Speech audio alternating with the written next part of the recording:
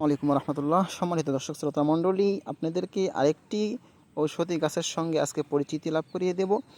এখানে দেখতে পাচ্ছেন জমিনের মধ্যে শত শত গাছ উদিত হয়েছে। আসলে মূলত এগুলোকে চাষ করা হয়েছে। আপনারা দেখতে পাচ্ছেন এই পাতাগুলো দেখে আপনারা অনেকে হয়তো চিনে গিয়েছেন যে আসলে আজকের এই গাছটি, যে গাছটির সঙ্গে আপনাদের পরিচিতি লাভ করিয়ে দেব, সেই গাছটির নাম কি। তারপরে আমি আপনাদেরকে বলে দেবো যে আসলে এই গাছটা কী গাছ। আমি আপনাদেরকে একটি গাছ উঠিয়ে দেখাচ্ছি। দেখতে পাচ্ছেন আমি এই গাছটা ধরলাম, এটা টান দিয়ে উঠাইলাম। দেখেন এটার মূলের কি অবস্থা। এখানে একটা গাছের মূলটা আমি পানিতে ধুয়ে নিচ্ছি। আপনারা চিনতে পারবেন হয়তো অবশ্যই।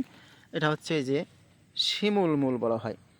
শিমুল গাছ, শিমুলের গাছ যেটা আমরা চিনে থাকি, যেটাকে পাউডার করে শুট করে বিভিন্নভাবে প্রক্রিয়াজাত করা হয়, যেটা হালুয়ার ক্ষেত্রে এবং যৌন রোগের জন্য খুবই উপকারী কার্যকারিতা।